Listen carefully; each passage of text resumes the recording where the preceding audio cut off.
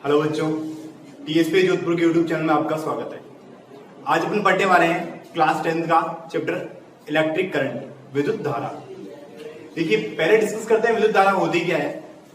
विद्युत धारा जैसे अगर अपन बात कर सकते हैं उष्मा या फिर धारा की बात करें तो ये जो उष्मा और धारा जो होती है वो क्या होती है, अधिक से कम की ओर क्या करते हैं, गति करते हैं। जहां पर कोई भी अगर चालक तार है वहां पर अगर मान लो उष्मा का मान ज्यादा है तो वो क्या करेगा, कम की ओर क्या करेगा, गति करेगा। उसी प्रकार जैसे अगर मान लो अपन बात कर सकते हैं कि जो हवा जो होती है वो अधिक घनत्व से कम की ओर क्या करते हैं, गति करती है। पानी भी जो होता है वो अधिक से कम की ओर क्या करता है, गति करता है। उसी प्रकार उष्मा और विद्युत ये भी क्या करते हैं, अधिक से कम की ओर क्या करते हैं, गति करते हैं। जैसे मान लो अपन बात करें, अगर कोई भी लोहे का हैंडल है, लोहे का वायर लिया आपने, इसको यहाँ से गर्म किया तो धीरे धीरे धीरे धीरे उष्मा जो होगी वो अधिक से कम की ओर क्या करने लगती है, गति करने लगती है। ठीक है, इस इन्हीं को अपने को क्या करना है, डिस्कस करना है। तो अपने को स्टार्ट करना है विद्युत धारा।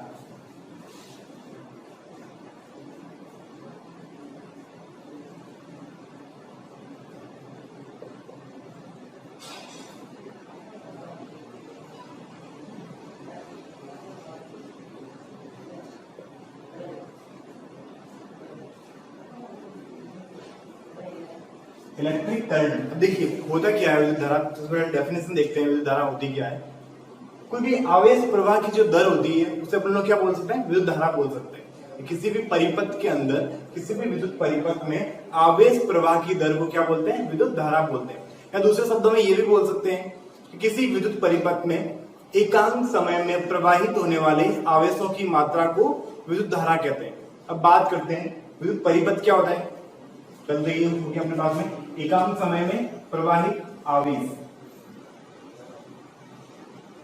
आई क्या होगी अपने पास में, इलेक्ट्रिक करंट। विद्युत धारा होगी अपने पास में, ये क्या है, विद्युत धारा।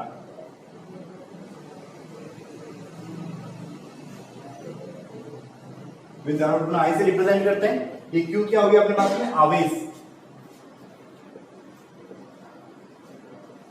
और टी क्या होगी अपने पास में, समय। तो एकांक समय में प्रवाहित आवेश की मात्रा को अपन ने क्या नाम दिया, विद्युत धारा नाम दिया। उसको अपन ने क्या नाम दिया, विद्युत धारा नाम दिया। अब देखिए Q जो होता है आवेश, आवेश की इकाई क्या होती है, कूलाम। आवेश की इकाई क्या होती है, कूलाम। और समय की इकाई क्या लेते हैं अपन लोग, सेकंड। समय को किसी मेजर कर रहे हैं, सेकंड के अंदर। तो अपने पास में कूलाम अपॉन सेकंड क्या हो गया, एम्पियर।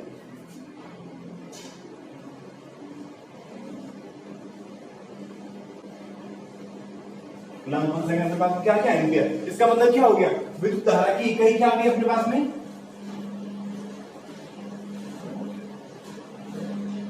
विद्युत धारा की इकाई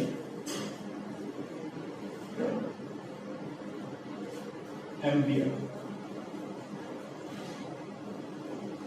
क्या होगी, एम्पियर अपने पास में विद्युत धारा की इकाई होगी। अब देखिए, अब बात आती है कि एकांक समय में प्रवाहित आवेश को अपन ने विद्युत धारा नाम दिया। यदि एक कूलाम आवेश को, एक कूलाम आवेश को 1 सेकंड के लिए प्रवाहित करें,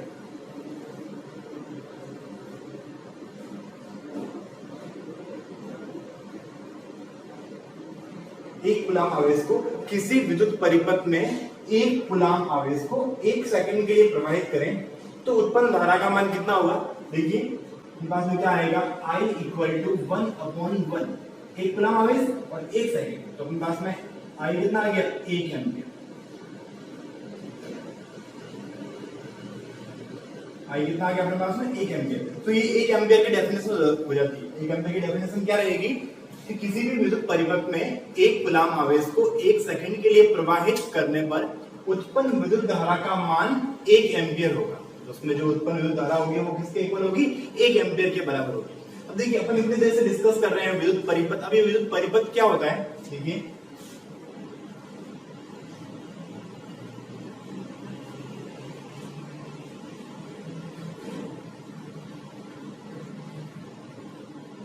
ये अपने एक बैटरी लगा दी या फिर एक सेल लगा दिया, यहाँ पर बैटरी फिट कर देते हैं।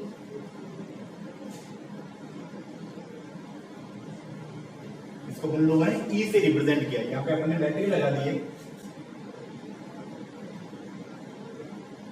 यहाँ पे अपन अमीटर लगा देते हैं, अमीटर, इसको अपन ने ए से रिप्रेजेंट किया। यहाँ पर ये प्रतिरोध लगा रखा है और प्रतिरोध के पैरेलल कॉम्बिनेशन समांतर क्रम में वोल्टमीटर लगा दिया। प्रतिरोध को आर से रिप्रेजेंट कर दिया अपन ने, इसको क्या नाम दिया, प्रतिरोध।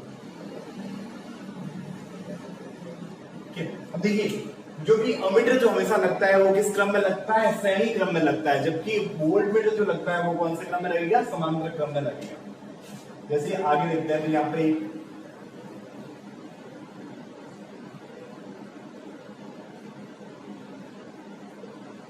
धारा नियंत्रक लगा है, धारा नियंत्रक।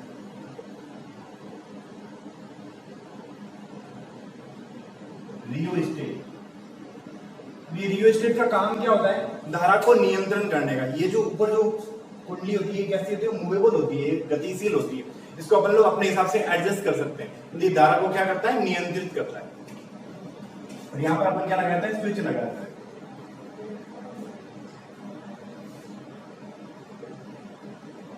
या फिर काम करते हैं, यहाँ पर अपन लोड बल्ब लगा देते हैं और यहाँ पर एक स्विच दे, स्विच कुंजी है ना। और इस परिपथ के अंदर जो विद्युत धारा प्रवाहित होती है वो प्लस से माइनस की ओर प्रवाहित होती है। जैसे इसके अंदर जो विद्युत धारा का फ्लो रहेगा वो किस साइड से रहेगा, प्लस से माइनस की ओर। ठीक है, इस दिशा में क्या होगी, विद्युत धारा बहती है। किसी भी विद्युत परिपथ में जो करंट जो फ्लो होता है वो हमेशा धनायन से ऋणायन की ओर फ्लो होता है। मतलब अपन ये बोल सकते हैं कि जो इलेक्ट्रॉनों की गति होती है उसके विपरीत दिशा में फ्लो होता है। अपने को पता है इलेक्ट्रॉनों की गति, इलेक्ट्रॉन के ऊपर आवेश कितना होता है, प्लस माइनस आवेश होता है। इलेक्ट्रॉन के ऊपर आवेश कौन सा होता है, माइनस आवेश होता है। और हमेशा जो माइनस आवेश जो होता है, जो ऋणायन जो होता है वो धनायन की ओर क्या करता है, गति करता है। इसका मतलब बैटरी की जस्ट अपोजिट डायरेक्शन के अंदर, और बैटरी प्लस से माइनस की ओर गति करती है। थोड़ा बात ये आप लोग ध्यान रखें कि ये अपने पास में अमीटर है, ये वोल्टमीटर है, वोल्टमीटर समांतर क्रम में लगा रहता है। आर जो भी होता है वो एक प्रतिरोध होता है। प्रतिरोध होता है क्या, वो अपना आगे डिस्कस करेंगे। ये जो धारा नियंत्रक होता है, यहाँ पर ये लगा हुआ अपनी कुंजी होती है, इसकी जगह आप लोग ऐसा भी लगा सकते हो, जैसे ये वायर दे दिया, तो आप लोग इस तरीके से भी समझा सकते हो। ये जो लगा रखा है ये अपने पास में क्या है, बैटरी। अगर मान लो कोई भी एक कॉम्बिनेशन लगा हुआ है तो ये क्या है, सेल। इसे अपन लोग क्या बोलते हैं, सेल। और फिर बहुत सारे सेलों को आपस में जोड़ देते हैं अपन लोग, बहुत सारे सेलों को आपस में श्रेणी क्रम में जोड़ देते हैं, तो क्या बन जाते हैं, बैटरी। ये बोल सकते हैं अपन लोग के सेलों के संयोजन को क्या बोलते हैं अपन लोग, बैटरी बोलते हैं। ठीक है, तो यहाँ तक क्लियर हो गया। ये जो अपन इतने देर डिस्कस करते हैं वो एक विद्युत परिपथ पे डिस्कस कर रहे थे। अपन ने क्या ड्रॉ किया, आपने विद्युत परिपथ, विद्युत परिपथ, इलेक्ट्रिक सर्किट। क्या हो गया, इलेक्ट्रिक सर्किट। देखिए इलेक्ट्रिक सर्किट इस चैप्टर के अंदर मैक्सिमम जो पोर्शन होगा वो इसी के ऊपर बेस्ड है अपने पास में, क्योंकि शुरुआत भी अपन यहीं से कर रहे हैं और चैप्टर का जो अंत होगा वो भी इसी परिपथ के द्वारा ही होगा। अपन आगे पढ़ेंगे ओम्स लॉ वगैरह, उसमें भी अपने को विद्युत परिपथ की हेल्प लेनी पड़ेगी। तो ये विद्युत परिपथ आप लोगों को प्रॉपर्ली आपको बताना चाहिए विद्युत परिपथ होता क्या है और कौन सा जो युक्ति जो होती है, कौन सा उपकरण जो होता है वो किस क्रम में जुड़ा होता है, कहां पर जुड़ा होता है। ठीक है, तो यहाँ पे ये हो गया अपने पास में। अब आगे देखिए, अपने को पता है I equal to Q by T हो गया। ये ध्यान रखें क्यू जो होता है वो होता है एन ई। क्यू जो होता है वो क्या होता है, एन ई। एन क्या है यहाँ पर, इलेक्ट्रॉन का आवेश, और सॉरी ई क्या है, इलेक्ट्रॉन का आवेश, और एन क्या है, नंबर ऑफ इलेक्ट्रॉन के, कितने इलेक्ट्रॉन उसके अंदर गतिशील है। ठीक है, तो इसका मतलब अपने पास में आई की वैल्यू कितनी आ गई, I equal to N E upon T. तो ये भी अपने पास में क्या हो गया, एक फॉर्मूला मिल गया, I equal to N E upon T. ठीक है, तो न्यूमेरिकल जो क्वेश्चन पूछा जाता है वो इसके ऊपर भी आ सकते हैं और इसके ऊपर भी आ सकते हैं। ठीक है, तो इनका आप लोग ना ध्यान रखें। अब आपकी बुक के अंदर कुछ एग्जांपल्स भी दिए हुए होंगे, तो कुछ इसके ऊपर बेस्ड होंगे, कुछ इसके ऊपर बेस्ड होंगे। आप लोग साथ साथ में उनको भी ट्राई करते रहे, एग्जाम्पल वगैरह या फिर क्वेश्चंस वगैरह। ठीक है, नेक्स्ट देखिए,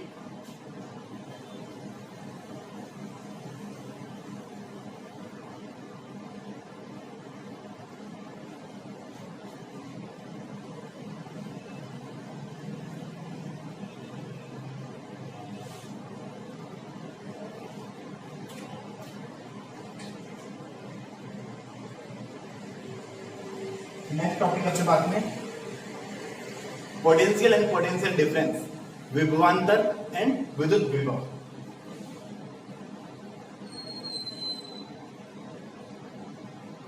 विभवांतर एंड विद्युत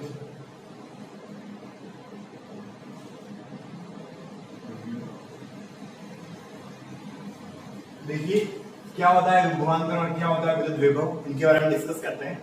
पहले बात करते हैं अपन लोग विभवांतर की, पहले इसकी बात कर रहे हैं अपन लोग विभवांतर की। देखिए अगर कोई भी धनायन जो होता है, कोई भी धनायन जो होता है वो क्या करता है, अपने मूल आवेश की ओर क्या करता है, गति करता है, या फिर क्या करता है, ऋणायन की ओर क्या करेगा, गति करेगा। तो देखिए जैसे कि मान लो अपन ये विद्युत क्षेत्र डेवलप कर दिया है,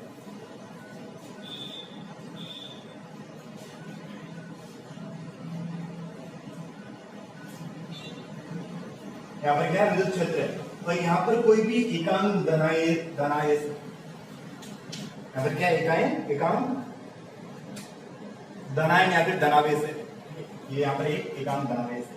तो यहाँ से इस धनावेश को यहाँ तक लेके आए हैं, ये अपने पास में VA है, ये अपने पास में VB। तो इस पोर्शन से अपन इस आवेश को कहाँ लेके आते हैं, यहाँ लेके आते हैं। तो यहाँ से इस आवेश को यहाँ से यहाँ तक लाने में कुछ न कुछ अपने को क्या करना पड़ेगा, कार्य करना पड़ेगा। इस आवेश को इस एक बिंदु से दूसरे बिंदु तक ले जाने में अपने को कुछ न कुछ क्या करना पड़ेगा, कार्य करना पड़ेगा। और वही कार्य क्या कहलाएगा, विभवांतर कहलाएगा। वही कार्य क्या कहलाएगा, विभवांतर कहलाएगा। और डेफिनेशन क्या हो जाएगी इसकी, कि किसी विद्युत क्षेत्र में स्थित किसी एकांक धनावेश को एक बिंदु से दूसरे बिंदु तक ले जाने में किया गया कार्य, किसी एकांक धनावेश को विद्युत क्षेत्र में स्थित एक बिंदु से दूसरे बिंदु तक ले जाने में किया गया कार्य क्या कहलाएगा, विभवांतर कहलाएगा। किससे रिप्रेजेंट करेंगे उसको अपन लोग, विभवांतर से रिप्रेजेंट करेंगे। देखिए VA minus VB, VA minus VB, अपने पास में ये क्या है, A वाली पोर्शन ये है, VB अपने पास में ये। अपन किसको लेके आ रहे हैं, किसी आवेश को लेके आ रहे हैं, और किया गया कार्य W/Q, अपने पास में क्या आ गया, W/Q, ये अपने पास में वैल्यू आ गई। अब देखिए इस फॉर्मूले से आप लोग किसी का भी विभवांतर निकाल सकते हो, इस फॉर्मूले से आप लोग किसी का भी विभवांतर निकाल सकते हो। देखिए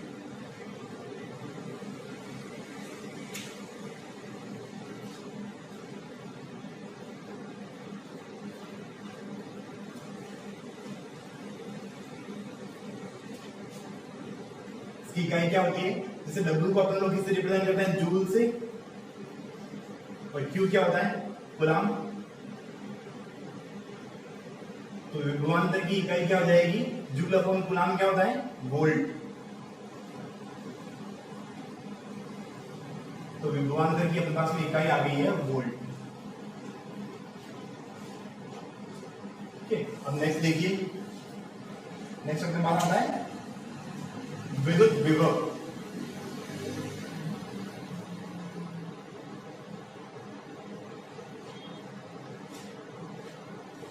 देखिए ये अपने पास में क्या है, पोटेंशियल, और ये क्या है, पोटेंशियल डिफरेंस।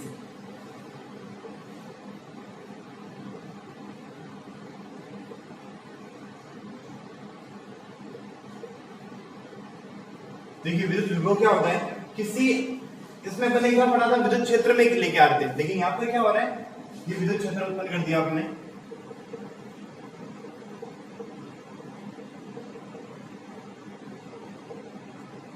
कोई धनावेश जो है वो अनंत पर स्थित है, कोई धनावेश जो है वो कहां स्थित है, अनंत पर स्थित है। इस अनंत से इस धनावेश को विद्युत क्षेत्र में लेके आते हैं, इस अनंत से इस धनावेश को कहां लेके आ रहे हैं अपन लोग, विद्युत क्षेत्र में लेके आ रहे हैं। यहां पर लिखा है।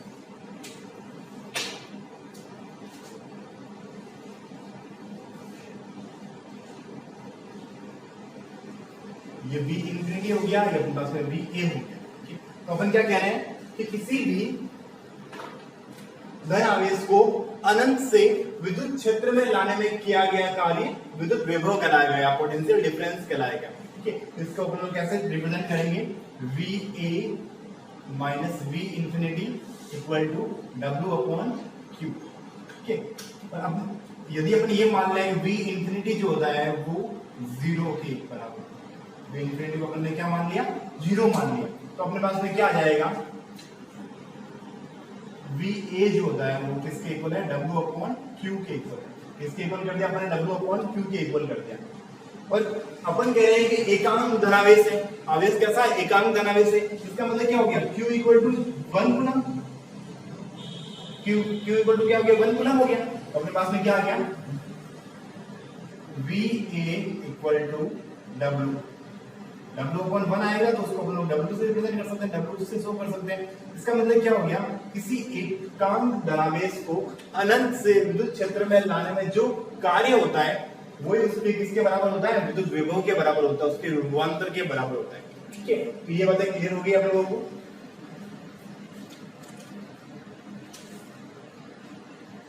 विद्युत विभव एंड विभवांतर ये यहां तक हो गया। उसके बाद अपने पास आता है विद्युत परिपथ। परिपथ में आप लोगों को ऑलरेडी बता चुका हूं कि परिपथ के अंदर क्या क्या होता है। परिपथ के जो सिंबल्स जो होते हैं वो आप लोगों को ध्यान रखना है, जो भी परिपथ के सिंबल होते हैं वो आप लोगों को ध्यान रखना है कि हाँ बैटरी क्या होती है, उसका सेल क्या होता है, अमीटर क्या होता है, वोल्टमीटर क्या होता है, स्विच या कुंजी क्या होता है, रियोस्टेट क्या होता है जिसे अपन लोग धारा नियंत्रक कहते हैं, या प्रतिरोध क्या होता है।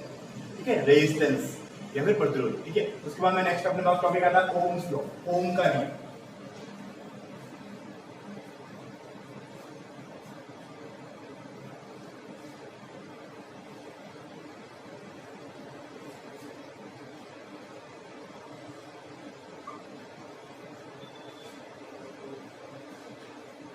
देखिए नेक्स्ट टॉपिक अपने पास है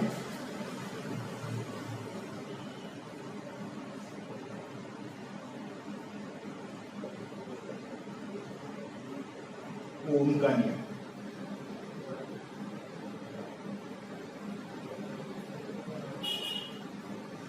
ओम देखिए ओम का नियम क्या कहता है, एक वैज्ञानिक थे, जर्मनी के वैज्ञानिक डॉक्टर जॉर्ज साइन ओम, डॉक्टर जॉर्ज साइन ओम। इन्होंने 1826 के अंदर एक एक्सपेरिमेंट किया था। एक्सपेरिमेंट ये बताता था कि कोई भी चालक तार, किसी भी चालक तार की भौतिक अवस्था को इन्होंने क्या किया, नियत रखा। किसी चालक तार की भौतिक अवस्था को क्या किया इन्होंने, नियत रखा। और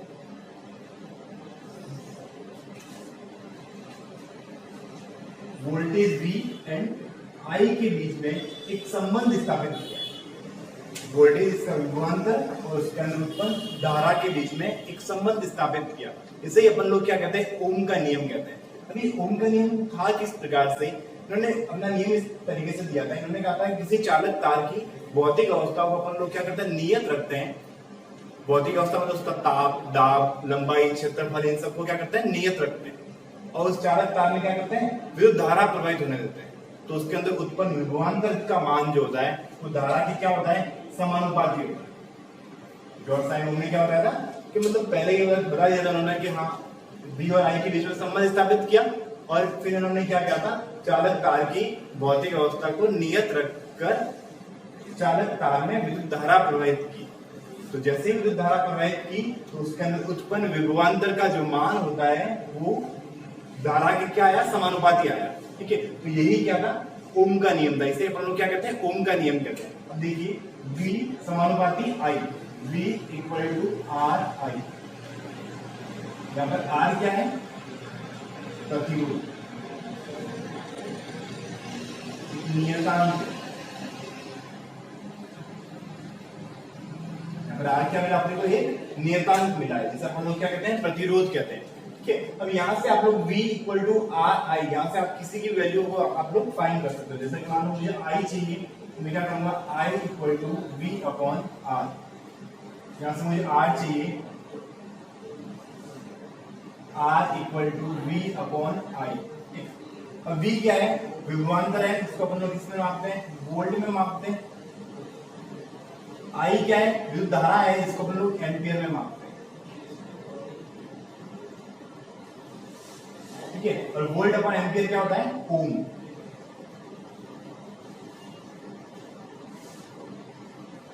इसका मतलब अपने पास में आर प्रतिरोध की इकाई क्या आ गई, अपने पास में ओम आ गई। प्रतिरोध की इकाई क्या होती है, ओम। ठीक है, अब देखिए, अभी मान लो यही से अपन ये बोल रहे हैं कि एक ओम की परिभाषा दीजिए, यही से अपन ये बोल रहे हैं कि एक ओम को परिभाषित करो। तो देखिए जनरल है कि अपन ये बोल सकते हैं कि V की वैल्यू को भी एक रख देना, 1 वोल्ट, और I की वैल्यू को भी अपन लोग 1 रख देना। मतलब अपन ये बोल सकते हैं कि 1 volt upon 1 ampere equal to कितना हो गया, 1 ओम। I की वैल्यू अपने पास में कितनी आ गई, 1 ओम। तो परिभाषा, अगर 1 ओम की परिभाषा पूछ जाए अपने से, अपन 1 ओम की परिभाषा क्या देंगे, किसी भी विद्युत परिपथ में, किसी भी विद्युत परिपथ में 1 एम्पियर धारा प्रवाहित करें तो उसके अंदर उत्पन्न विभवांतर जो होगा वो 1 वोल्ट होगा। 1 एम्पियर धारा प्रवाहित करेंगे तो 1 वोल्ट विभवांतर उत्पन्न होगा। तो उसके अंदर जो उत्पन्न प्रतिरोध का मान होगा वो किसके इक्वल होगा, 1 ओम के बराबर होगा। वो किसके बराबर होगा, 1 ओम के बराबर होगा। और ओम ने क्या किया, जो अपना ये नियम दिया, इसको इन्होंने प्रायोगिक सत्यापन भी किया। इनका इन्होंने अपना क्या किया, प्रायोगिक सत्यापन भी किया। देखिए प्रायोगिक सत्यापन इन्होंने किस तरीके से किया,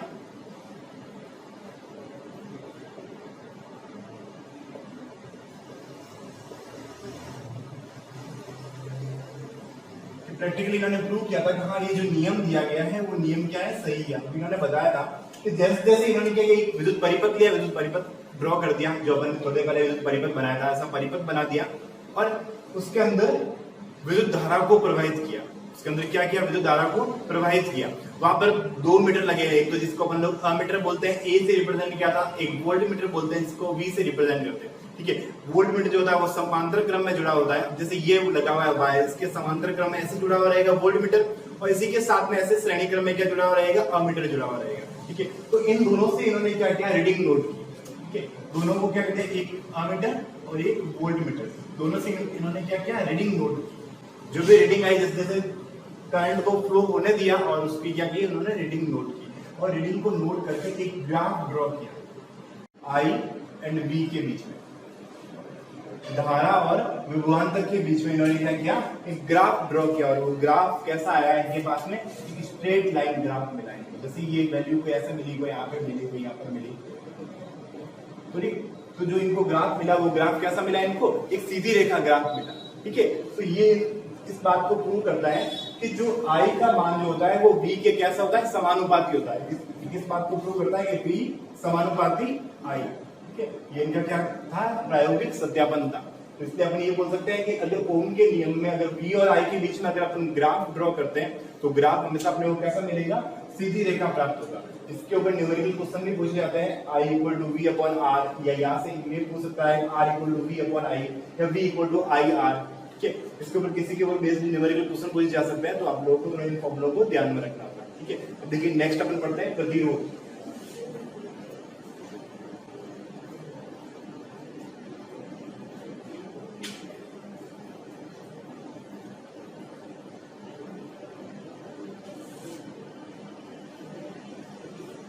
नेक्स्ट टॉपिक कौन सा अपने पास है, प्रतिरोध, रेजिस्टेंस।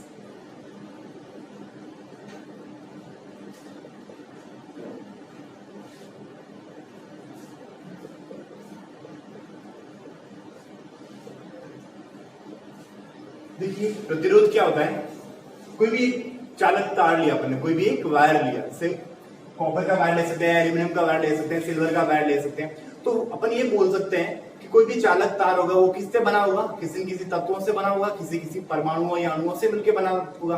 क्योंकि ये अपने को पता है कि संपूर्ण पृथ्वी जो है, संपूर्ण जो पृथ्वी के ऊपर जितने ही प्राकृतिक पदार्थ जो है वो सब कुछ किससे मिलकर बने, किसी न किसी परमाणुओं या अणुओं से मिलकर बने। ठीक है। तो अपन ये बात करते हैं कि कोई भी चालक तार है वो किससे मिलकर बना, अपने को छोटे छोटे परमाणुओं या अणुओं से मिलकर बना है। तो उन अणुओं के अंदर क्या विद्यमान है, जैसे मान लो अपन बात ये करते हैं कि वो किससे मिलकर बना, अणुओं से बना है। अब ये अणु किससे मिलकर बने, परमाणुओं से मिलकर बने। अणु किससे मिलकर बने, परमाणुओं से मिलकर बने। अब ये एक परमाणु बना है, ये इसका न्यूक्लियस है, नाभिक है, ठीक है। तो बाहर क्या है, यहाँ पर इलेक्ट्रॉन है, बाहर यहाँ पर क्या है, इलेक्ट्रॉन। अब देखो ये पता है कि जो आउटर मोस्ट, जो बाहरी कोश के अंदर जो इलेक्ट्रॉन होते हैं वो कैसे होते हैं, हल्के बंधे हुए रहते हैं, कम बंधे हुए रहते हैं, ठीक है, नाभिक के कम बंधे हुए रहते हैं। तो अब जैसे ही इस वायर को अपन लोग किसी बैटरी से कनेक्ट करते हैं, जैसे मान लो कि मैंने इस बैटरी को क्या कर दिया, एक बैटरी से कनेक्ट कर दिया,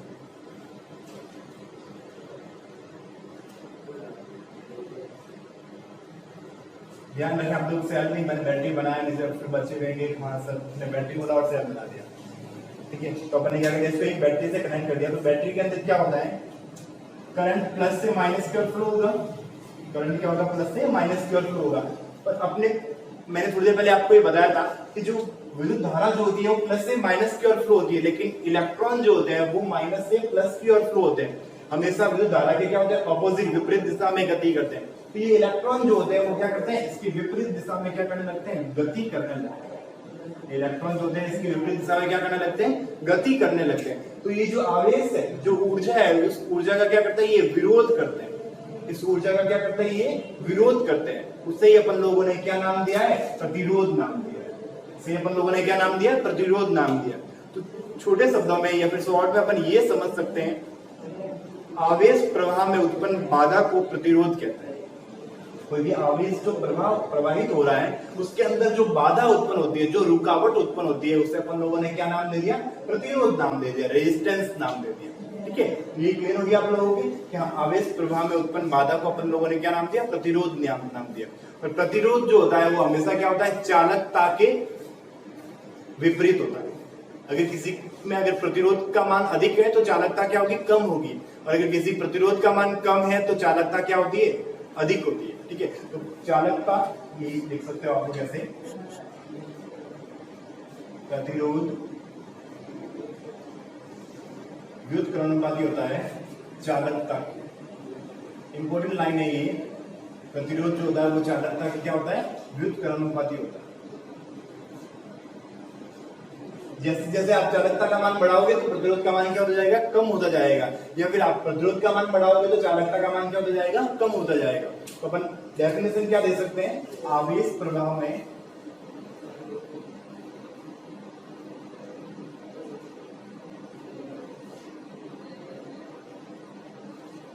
उत्पन्न बाधा को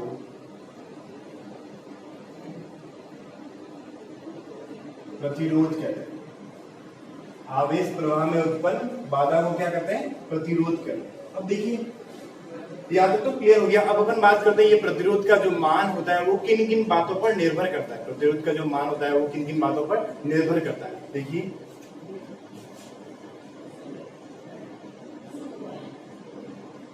पहले बात करते हैं अपन लोग चालक तार की लंबाई के ऊपर। पहले इसके ऊपर बात करते हैं अपन लोग चालक तार की लंबाई के ऊपर। तो देखिए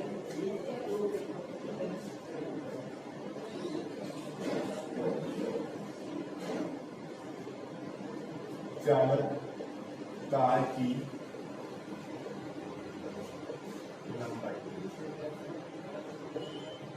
चालक तार की लंबाई को अपने एल से रिप्रेजेंट कर दिया, ठीक है। और अपन क्या करते हैं, प्रतिरोध जो होता है वो हमेशा चालक तार की लंबाई के क्या होता है, समानुपाती होता है। प्रतिरोध का मान जो होता है वो लंबाई के क्या होता है, समानुपाती होता है।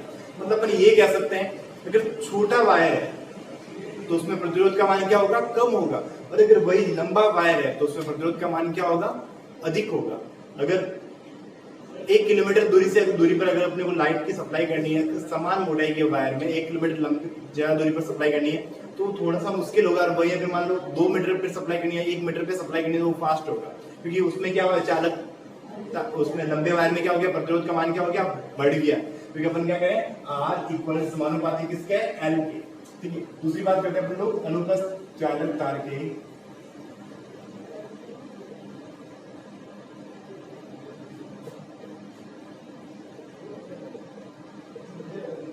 अनुप्रस्थ काट के क्षेत्रफल।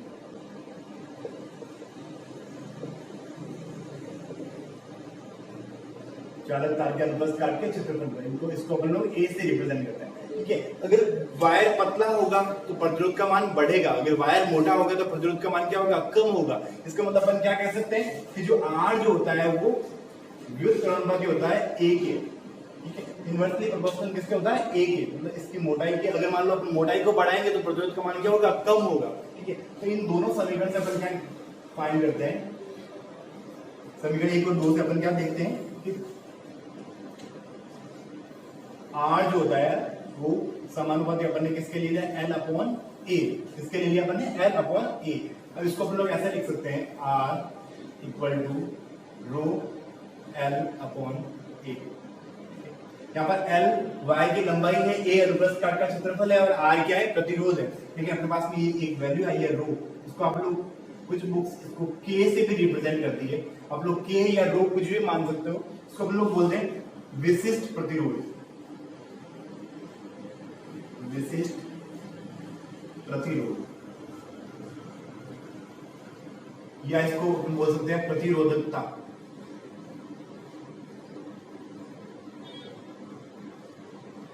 तो क्या नाम दिया अपन ने, प्रतिरोधकता। अब देखिए प्रतिरोधकता क्या होती है, अगर अपने को प्रतिरोधकता फाइंड करनी है तो अपने पास में है rho equal to R A upon L. R A upon L अपने पास में फॉर्मूला आ गया प्रतिरोधकता का, rho equal to R A upon L. अब देखिए अपन क्या करते हैं, जो वायर लिया अपन है वो 1 मीटर लंबा वायर है, वायर लिया वो कितना, 1 मीटर लंबा वायर है, उसका अनुप्रस्थ काट का क्षेत्रफल भी कितना, 1 मीटर स्क्वायर। ठीक है, अपन ये बोल देते हैं यदि L equal to 1 metre and A equal to 1 metre square. ठीक, तो अपने पास में रो इक्वल टू कितना आ गया, रो इक्वल टू क्या आ गया, R। तो इसका मतलब अगर ऐसा वायर है जिसकी लंबाई 1 मीटर है और अनुप्रस्थ काट का क्षेत्रफल 1 मीटर स्क्वायर है, तो उसके अंदर जो उत्पन्न प्रतिरोध का मान होगा वही उसका क्या होगा, विशिष्ट प्रतिरोध होगा। इसका मतलब अपन ये बोल सकते हैं कि जो विशिष्ट प्रतिरोध होता है इसका जो मान होता है वो लंबाई या अनुप्रस्थ काट के क्षेत्रफल पर निर्भर नहीं करता, पर निर्भर नहीं करता। ठीक है, ये बात क्लियर होगी आप लोगों को। ठीक है, अपने पास में क्या होता है, विशिष्ट प्रतिरोध। अब आता है कि अगर इन दोनों पर निर्भर नहीं करता तो विशिष्ट प्रतिरोध का मान किन किन बातों पर निर्भर करता है। ठीक है, तो वो अभी अपन डिस्कस करते हैं।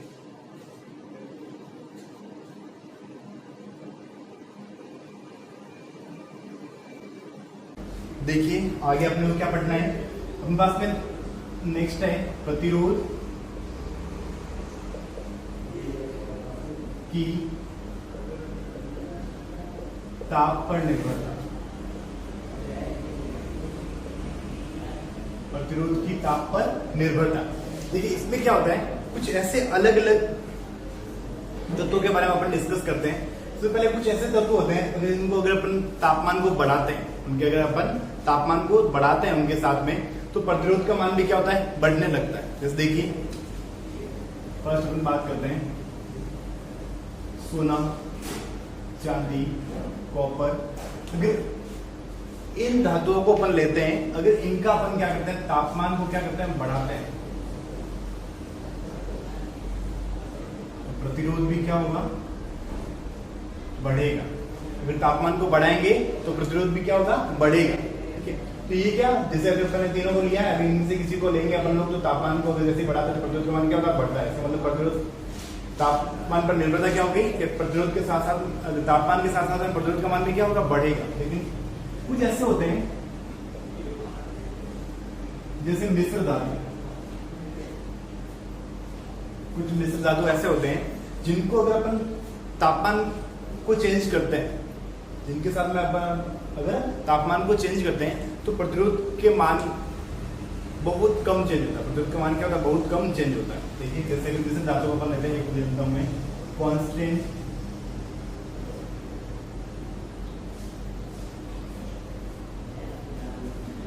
दूसरा लेता हूं मैग्नीज। देखिए मिश्र धातु है तो मिश्र धातु क्या होता है, धातु और अधातुओं से मिलके बनते हैं ये मिश्र धातु। देखिए इसको किससे मिलकर बना आपने, कॉपर निकल से कांस्टेंट बनता है, कॉपर निकल मैग्नीज साथ में क्लोरीन, अगर इनको अपन ऐड करते हैं तो मैग्नीज बनता है। ठीक है, तो मिश्र धातुओं के साथ में जो अपन क्या करते हैं, तापमान को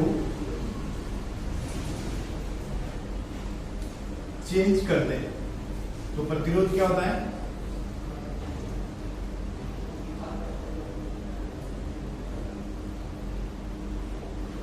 बहुत कम चेंज होता है, प्रतिरोध बहुत कम चेंज होता है। ठीक है, नेक्स्ट देखिए, नेक्स्ट अपन बात करते हैं अर्धचालक।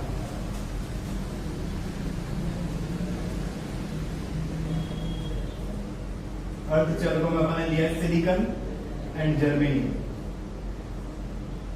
Silicon and germanium. अब इनके साथ में क्या होता है, अगर तापमान को बढ़ाते हैं तो प्रतिरोध का मान कम होगा, प्रतिरोध का मान क्या हो जाएगा, कम हो जाएगा। मतलब अपन ये बोल सकते हैं कि वे धातु जिनमें अपने तापमान को बढ़ाते हैं तो प्रतिरोध का मान क्या होता है, कम होता है, उन्हें अपन लोग क्या कह सकते हैं, अर्धचालक कह सकते हैं। उन्हें अपन लोग क्या कहते हैं, अर्धचालक कहते हैं। देखिए लास्ट एक होते हैं अतिचालक। क्या होते हैं, अतिचालक। अतिचालकों के साथ में क्या होता है, अगर अपन तापमान को कम करते हैं, अतिचालकों के साथ में क्या होता है, तापमान को अपन क्या करते हैं, कम करते हैं, तो एक निश्चित तापमान के पश्चात, एक निश्चित तापमान के पश्चात प्रतिरोध का मान क्या हो जाएगा, 0 हो जाएगा। तापमान को कम किया तो निश्चित ताप के पश्चात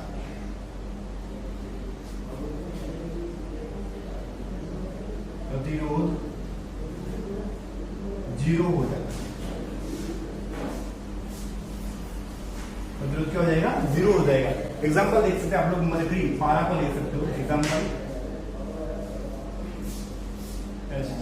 पारा मरकरी।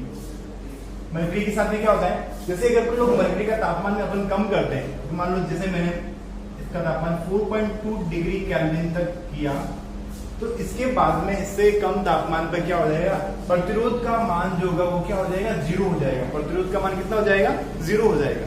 ठीक है, तो ये होता है चालक प्रतिरोध की ताप पर निर्भरता। ये पॉइंट कौन सा होता है, प्रतिरोध की ताप पर निर्भरता। अब देखिए नेक्स्ट टॉपिक, नेक्स्ट पॉइंट अपने पास में प्रतिरोध की पदार्थ पर निर्भरता। नेक्स्ट क्या अपने पास में,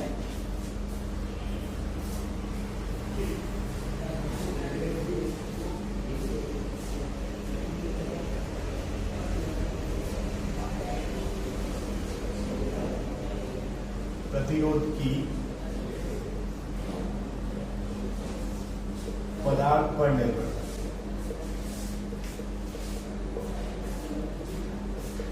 प्रतिरोध की पदार्थ पर निर्भरता। देखिए क्या करते हैं अपन लोग, अलग अलग पदार्थों के वायर लेते हैं, चालक तार लेते हैं। जैसे ले लिया अपन ने, एक ले लिया अपन ने एल्यूमिनियम, एक ले लेते हैं सोना, एक ले लेते हैं कॉपर और एक ले लेते हैं चांदी। ठीक है, ये 4 धातुओं के अपन ने क्या लिए, वायर लिए, और इनके अंदर अपन ने क्या कराई, चालक इनमें धारा प्रवाहित कर रही, इनमें क्या प्रवाहित कर रही, धारा प्रवाहित कर रही। तो अपन ये देखते हैं कि जो एल्यूमिनियम जो होता है, इस एल्यूमिनियम की प्रतिरोध, एल्यूमिनियम के अंदर प्रतिरोध का मान सर्वाधिक होता है। उसके बाद में औरम गोल्ड के अंदर, उसके बाद में कॉपर के अंदर, और सबसे कम किसमें होता है, चांदी के अंदर। तो अपन ये क्या कहेंगे कि जो प्रतिरोध का जो मान होता है, प्रतिरोधकता जो होती है वो इस क्रम में होती है। लेकिन यही अगर अपन बात करें चालकता की, तो अपने को पता है चालकता जो होती है वो प्रतिरोध की क्या होती है, इनवर्सली प्रोपोर्शनल होती है। ठीक है, व्युत्क्रमानुपाती होती है। तो इसका मतलब चालकता सबसे ज्यादा किसकी होगी, चांदी की, Ag की, उसके बाद में कॉपर, उसके बाद में सोना, और सबसे लास्ट में एल्यूमिनियम। ठीक है, तो इसका मतलब चालकता प्रतिरोध के क्या होती है, व्युत्क्रमानुपाती होती है। तो अगर किसी भी अगर अपन बात करें चालकता का मान अधिक है तो उसकी प्रतिरोधकता क्या होगी, अगर चालकता का मान अधिक है तो प्रतिरोधकता क्या होगी, सबसे कम होगी। ठीक है, ये बात अपने पास में क्लियर होगी। तो इसलिए अपन कहते हैं कि जो चांदी की जो चालकता होती है सर्वाधिक होती है, लेकिन इतने महंगे वायर अपन लगा नहीं सकते, इसलिए अपन किसके वायर लगाते हैं, कॉपर के वायर लगाते हैं। ठीक है, तो ये अपने पास में ये टॉपिक यहाँ पे अपना कंप्लीट हो जाता है।